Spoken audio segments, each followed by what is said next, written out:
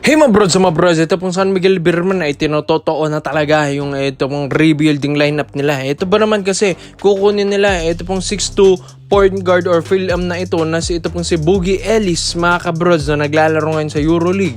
Tapos ito pong si DJ Fenner ang 6'6 wingman or forward naman ng Abra Solid North Weavers. So unahin muna natin ito pong kay Boogie Ellis. Yes mga kabrods, ito pong si Boogie Ellis mga kabrods. Ito 25 years old lang, 6 foot to yan na point guard or shooting guard mga kabrods na naglaro na rin sa Memphis, USC, naglaro rin sa Stockton Kings, sa Indiana Mad Ants na dapat nga na magpapadraft sana sa PBA pero hindi nga natuloy yun mga kabrods. Kung ito yung na-draft talaga ay explosive na point guard ito. Kumbaga parang meron silang panibagong Cedric Bearfield.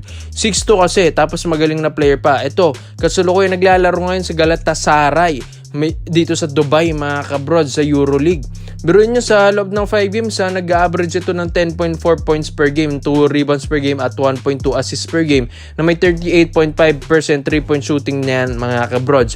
Itong si Boogie Ellis. Biruin nyo, ang ganda na ng performance na yan na naglalaro dito sa EuroLeague dahil di rin naman basta-basta ang EuroLeague na ito. Dito sa Turkey rin yan mga kabrods. Ito pong si Boogie Ellis. Kaya ito, pinag-iisipan na rin ng SMB na gusto nila tugutin nila si Boogie Ellis. Yes mga kabrods, ito dito kasi sa PBA pwede nila talaga nilang draft ito dahil napakabata pa, 25 years old lang at gustong gusto yan ng SMB dahil yung mga ibang Phil-Am players dito sa SMB ay wala nga daw masyadong bitaw mga kabrods kaysa nga daw dito kay Boogie Ellis na talaga may napatunayan na ngayong naglalaro sa Turkey sa EuroLeague nag-average pa ng 10 points per game dyan sa EuroLeague. Pero sa Europe yan mga kabrods, tapos magde 10 points per game ka every game, kaya medyo maganda ang performance at experience agad nito ni Boogie Ellis na athletic, may shooting mga kabrods, magaling na point guard, mabilis na point guard, napaka-athletic na point guard, and ito mga kabrods kayang bumuhat ng kupunan dito sa PBA at napaka-veterano at napakahinog na rin na point guard, kaya gustong rebuilding lineup ito ng SMB.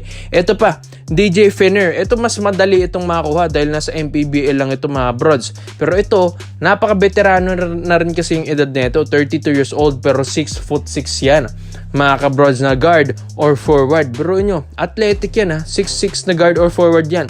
Tapos 6'6 pang height, 'di ba? Ang ganda ng height, 'di ba mga brods? Pero dito sa MPBL, mga brods, talagang nagdodomina na rin 'yan. Ito pong si DJ Fenner, naka 18 points per game yan dito sa MPBL debut game niya. Pero dito sa Abra pa yan Itong Abra, ang ganda ng lineup talaga. Pero kahit ang daming magagaling diyan, itong si DJ Fenner ay nagpapakitang gilas pa rin yan mga kabrods. Kaya ito, galing na rin kasi itong FIBA Europe Cup. Tapos MPBL debut game niya, 18 points mga kabrods, may 8 rebounds, 5 assists, 2 steal, and 1 block mga kabrods sa loob ng 22 minutes. Bro nyo, napaka-effective niyan against Paranaque. Kaya nga itong si DJ Fenner ay hindi rin naman basta-bastang player ito. Hindi rin basta-bastang player or shooter or forward na kukunin ngayon ng SMB. Itong SMB, alam natin na nag-working na. Ito pong rebuilding lineup ang plano nila. Dahil imbes na sila nga daw yung naglalaro ngayon against TNT Tropang 5G, against Chris Macolo, sana sila yun. Pero Hinebre, sayang mga brods, yung championship round or Grand Slam championship na pinaka-inaasam-asam ng SMB ay wala, naging bato na. Tapos napakaaga pa nilang nagburakay, quarterfinals pa lang nilaglag na sila ng rain or shine.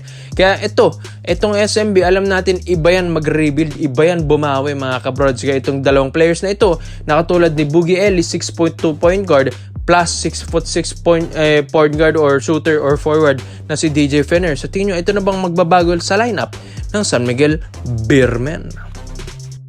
Dito naman po tayo sa kabilang balita naman natin mga kabrods, Andre Robertson. Ito naman yung 6'7" na gustong kunin na maging import ng Ginebra ngayong Governors Cup 2026. Although yes, napakalaki ng respeto ng Ginebra kay Justin Brownlee sa ginawa ni JB sa Commissioner's Cup last season, pero iba pa rin kapag meron kang tinatry na former NBA player na katulad ni Andre Robertson. Former NBA player itong mga broad, 7 years itong naglaro sa Oklahoma City Thunder and nag-Brooklyn Nets din noong 2021. At ito, kasalukuyan naglalaro dito sa Zenit St. Petersburg. Dito naman sa Russia, mga kabrods, sa Euroleague ito naglalaro ngayon. Ito pong si Andre Robertson. Dati na rin naglaro ito under Coach Charles Chu dito sa Strong Group Athletics natin. Ito pong si Andre Robertson. So pwede, kayang-kayang kunin ito dito sa Pinas. Maski si Coach Charles Chu, may contact dyan eh. Kaya ito pong Barangay Nebra San Miguel, although yes, si Justin Brownlee, parang makukonsider mo talaga siya na parang ito na yung magiging import ng Nebra sa Governors Cup after ng pinakita niyang performance sa Commissioners Cup. Pero mga brods, iba pa rin kapag meron kang tinatry na iba. Yes mga brods, Andre Robertson kasi former NBA player at napaka-sharp shooter ito ng OKC dati. Kung nanonood kayo at OKC fan kayo mga ka-brods, ito talagang one of the best shooter dati ng OKC kaya tumagal ito ng 7 years dyan eh. Talagang grabe yung sharp shooting na ito mga brods. Kaya dito sa Ginebra, once na magkaroon sila ng may ganito, may mga sharp shooter silang import na 6'7" pang height. Mga brods, athletic, magandang skill set, magandang handles, maganda rin ang perimeter jumpers, footwork sa ilalim, and depensa na 6'7" at mas malaki pa kay Justin Brownlee at mas bata ng 2 years and prime pa, tsak talagang Ginebra.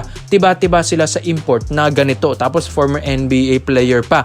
Maski nga sa strong groups, athletics, ang ganda rin ng pinapakita dito under kay Coach Charles Chu. Ito pong si Andre Robertson. At napapangamangha rin dyan si Coach Chu eh. Kaya okay na okay sa Ginebra na kung hindi man si Justin Brownlee at kung masusubukan naman nila ito pong si Andre Robertson, why not? Diba mga brods? Why not? Dahil ito naman din talagang isa sa mga dahilan kung bakit pwede na maging reserbang import or pwedeng maging choice na import ng Ginebra etong si Andre Robertson dahil isa ito sa pwedeng sumunod sa gagawing mga skills ni Justin Brownlee or sa yapak ni JB dito sa Ginebra. Dahil halos parang same lang sila ng laruan ni JB. Pero meron nga lang experience ito sa NBA kaya hindi mo rin talaga masasabi na basta-basta lang itong si Andre Robertson. Hindi rin yan basta-basta mga kabrods. Medyo mahal din na import yan.